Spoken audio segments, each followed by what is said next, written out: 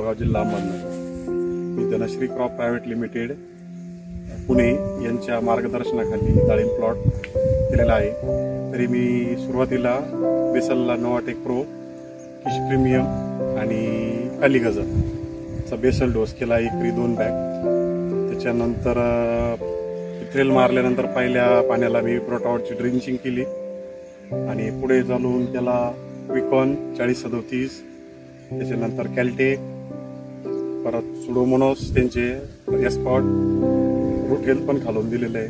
साधारण एकरी दर महिन्याला एक दिलेलं आहे मी.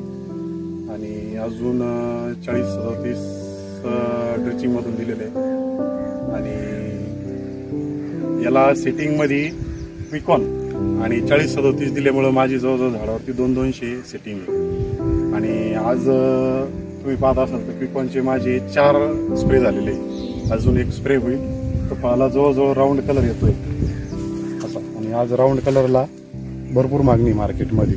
साधारण 200, 250 ते 400 ग्रॅमपर्यंत साईज आहे. आणि झाडावर साधारण 40 किलो माल उतरत. आणि मी याला आतापर्यंत 4037च्या फक्त 2च बॅग दिलेले आहे. 25-25 किलोच्या 2 बॅग केलेल्या आहे. त्याच्यानंतर आता मी हक्का फॉस दिलेलं आहे कलरसाठी. साधारण 2 ड्रिचिंग झाल्या हक्का फॉसच्या. आता एक कोलर पोटेश देणार आज आणि वरतून एक कोलर पोटेश आणि क्विकॉनचा परत एक डोस घ्या. याच्याने मला फायदा एकच झाला का माझे आज हे जे झाड आहे हे सगळे तेलाचे होते. तर मला यांचं हे शेड्यूल वापरल्यामुळं याच्यात मी त्यांचं अजून नवीन प्रोडक्ट ओंडा आहे, डोलसी आहे, त्याच्यानंतर अजून काय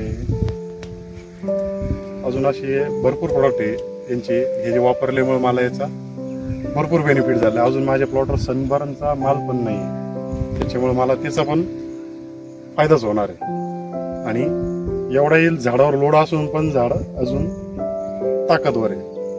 त्याच्यामुळं मला हे प्रॉडक्ट वापरल्याबद्दल मी समाधानी आहे.